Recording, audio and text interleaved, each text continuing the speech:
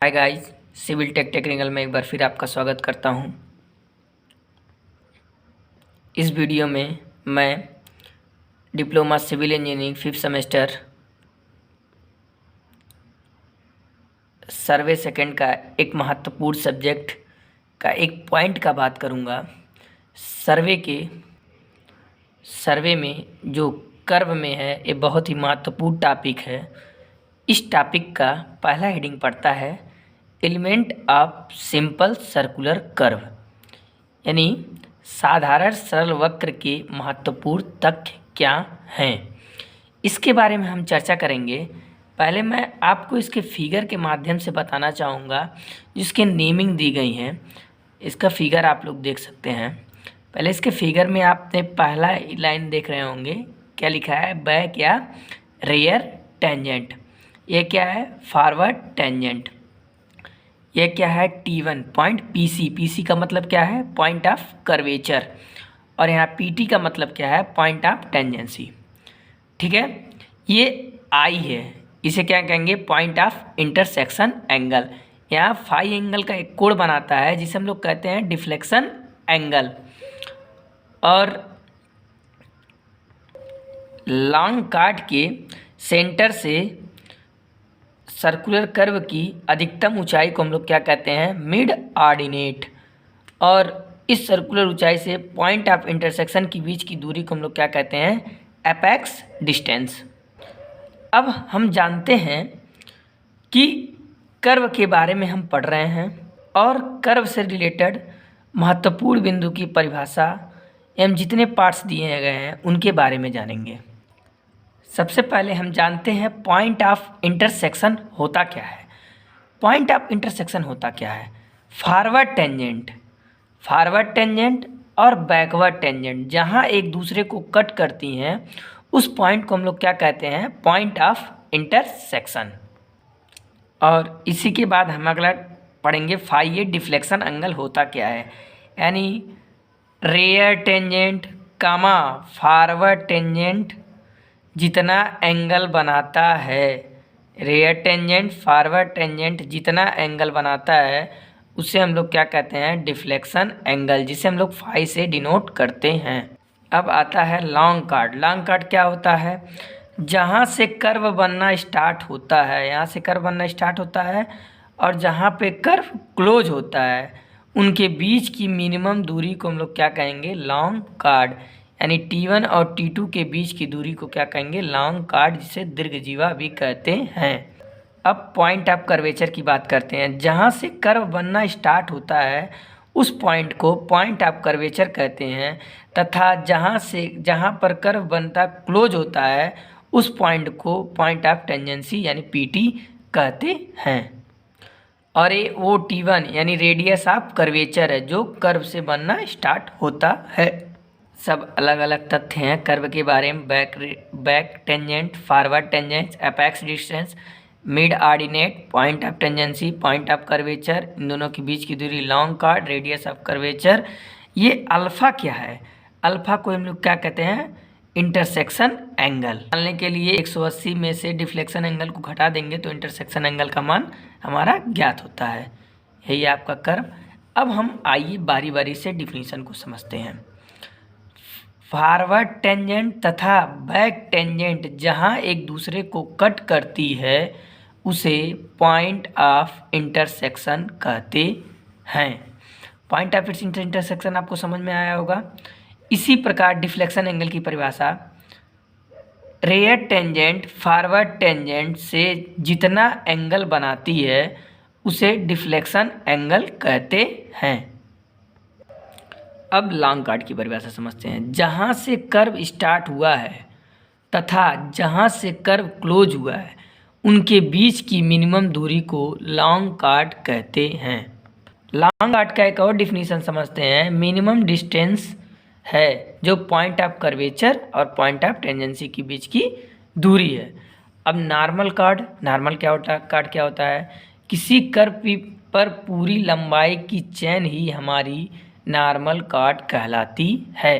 एक होता है सब कार्ड जिसका मिनिमम होता है 0, मैक्सिमम होता है 2। अब हम फार्मूला डिराइव करेंगे रेयर टेंजेंट या फॉरवर्ड टेंजेंट। यही रेयर टेंजेंट और फॉरवर्ड टेंजेंट हमको ज्ञात करना है। तो हम इसमें T1i फॉरवर्ड टेंजेंट हो गया, T2i बैकवर्ड टेंजेंट हो गया।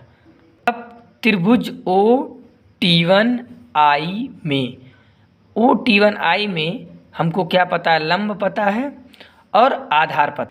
ये क्या है, लंब पता है, आधार पता है। इसके लिए हम एक फार्मूला पढ़ते हैं टेन थीटा। टेन थीटा का मान क्या होता है, लंब बटे आधार। अब हम इस फार्मूले आपको दिखाएंगे टेन फाइव बाई टू बराबर T1i/OT1, यानी T1i क्या है, लंब है, OT1 क्या है, आधार है। इसको अब क्रॉस करेंगे, T1i बराबर T2i, क्योंकि रेयर टेंजेंट और फॉरवर्ड टेंजेंट आपस में बराबर है, तो इसका cross multiply OT1 ten five. और OT1 किसके बराबर है, इस फिगर में आप देखते होंगे, वो OT1 रेडियस ऑफ कर्वेचर यानी कैपिटल R, यानी OT1 का मान अगर रख दे कैपिटल R तो फॉरवर्ड टेंजेंट और बैकवर्ड टेंजेंट का एक फार्मूला डिराइव हो जाएगा R10φ/2। इसे रेयर टेंजेंट का भी फार्मूला ये होगा, फॉरवर्ड टेंजेंट का भी फार्मूला यही होगा। अब लॉन्ग कॉट का फार्मूला डिराइव करते हैं। लॉन्ग कॉट क्या होगा, फिगर में आप देखिए, बिंदु T1 के T2 यानी पॉइंट ऑफ कर्वेचर और पॉइंट ऑफ टेंजेंसी के बीच की मिनिमम दूरी को लॉन्ग कॉट कहते हैं, यानी T1 T2। अब क्या होगा, T1 और T2 बराबर 2k T1 बराबर 2k T2, यानी ये आधा है, इसका क्या होगा, दुगना होगा। अब देखिए त्रिभुज T1OK में हमें लंब पता है और कड़ पता है। लंब क्या हो जाएगा T1K और कड़ क्या हो जाएगा OT1।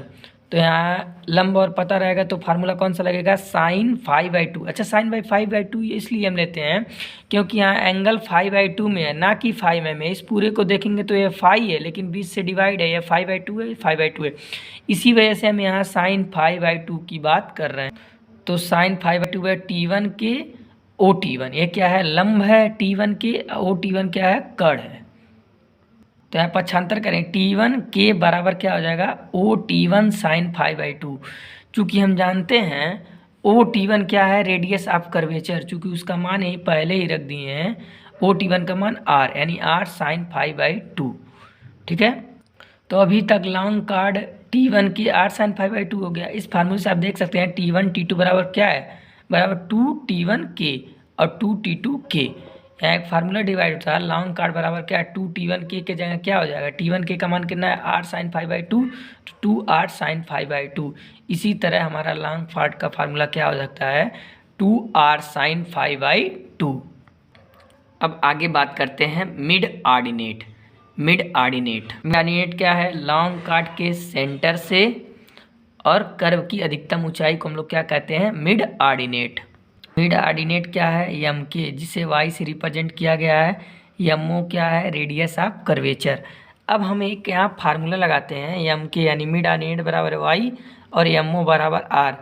चूँकि हम जानते हैं हमको MO ज्ञात करना है, MO का मान हम कैसे निकालेंगे, MK प्लस OK या KO।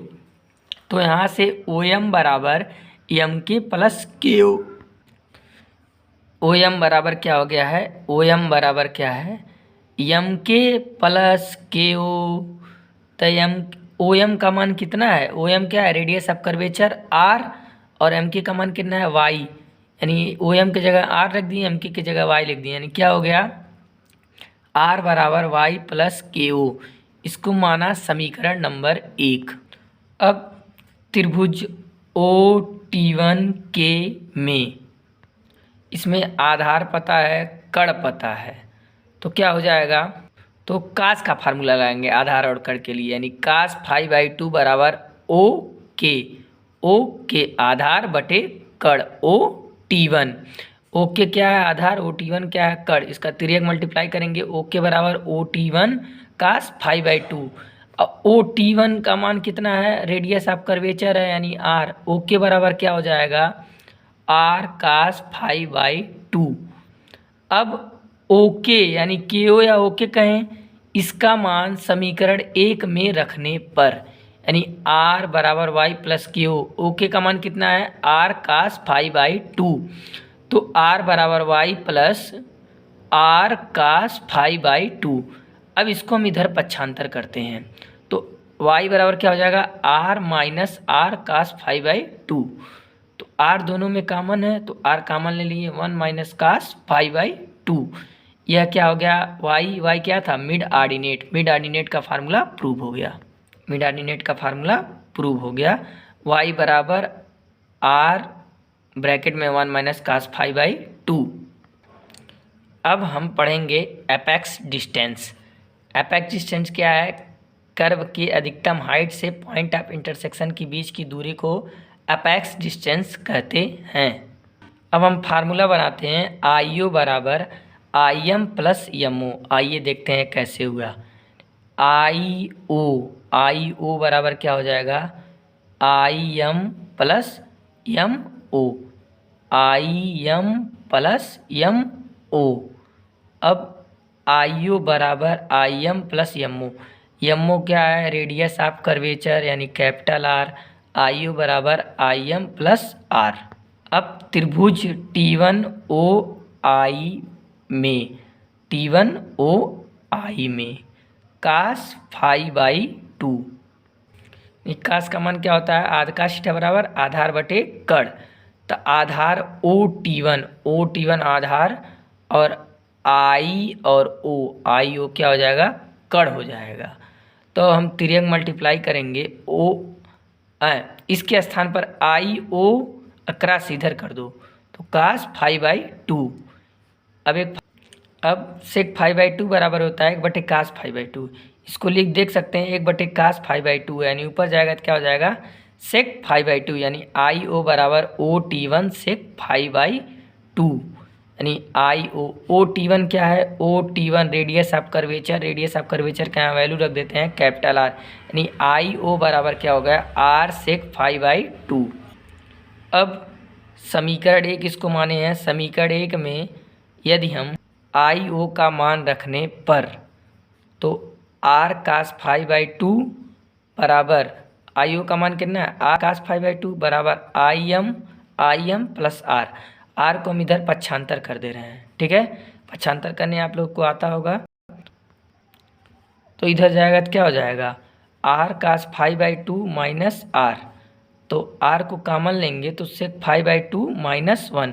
आई एम क्या था हमारा I M apex distance, I M यानी कर्व की अधिकतम हाइट से पॉइंट ऑफ इंटरसेक्शन के बीच की दूरी को हम लोग क्या कहते हैं एपेक्स डिस्टेंस, यानी एपेक्स डिस्टेंस का फार्मूला क्या आ गया हम लिख देंगे एपेक्स डिस्टेंस। ठीक है, एपेक्स डिस्टेंस का फार्मूला आई एम बराबर R into sec phi by 2 minus 1। आप लोगों ने देखा होगा एपेक्स डिस्टेंस किस तरह से मैंने प्रूव किया। अब इस फिगर में एक बार फिर आपको हम रिवीजन करा देते हैं। ये रेयर टेंजेंट है, फॉरवर्ड टेंजेंट है, पॉइंट ऑफ कर्वेचर है जहाँ से स्टार्ट हुआ है जहाँ से बंद हुआ पॉइंट ऑफ टेंजेंसी है, लॉन्ग कार्ड है, दोनों के बीच की मिनिमम दूरी पॉइंट ऑफ कर्वेचर तथा पॉइंट ऑफ टेंजेंट की, मिड ऑर्डिनेट है, एपेक्स डिस्टेंस है, रेडियस ऑफ कर्वेचर है। और अब हम बात करेंगे लेंथ ऑफ कर्व की। लेंथ ऑफ कर्व कैसे निकालते हैं, रेडियस में फाई का डिफ्लेक्शन एंगल का गुणा कर देंगे, लेंथ ऑफ कर्व निकल जाएगा। ये अभी तक रेडियन में, अगर डिग्री में बदलेंगे तो फाई बाई 180 से मल्टीप्लाई कर देंगे तो लेंथ ऑफ कर्व का फार्मूला आ जाएगा पाई आर इंटू फाई बाई 180। इस प्रकार आप देख सकते हैं एलिमेंट ऑफ सिंपल कर्व के बारे में हमने आपको बताया है। ये फिगर है, फिगर को ज़रा गौर करें। Rear tangent, forward tangent, apex distance, mid ordinate, long chord, radius of curvature, M I apex distance, M K mid ordinate, point of tangency, O 5/2 है। ये क्या है आपका deflection angle, alpha intersection angle, यानी इंटरसेक्शन एंगल निकालें 180 में से 5 घटा देंगे। इस फिगर को आप गौर कीजिए। ऐसे ही वीडियो पाने के लिए हमारे चैनल को सब्सक्राइब करें, लाइक करें। Thank you so much. इस वीडियो को अधिक से अधिक शेयर करें। धन्यवाद। Thank you so much.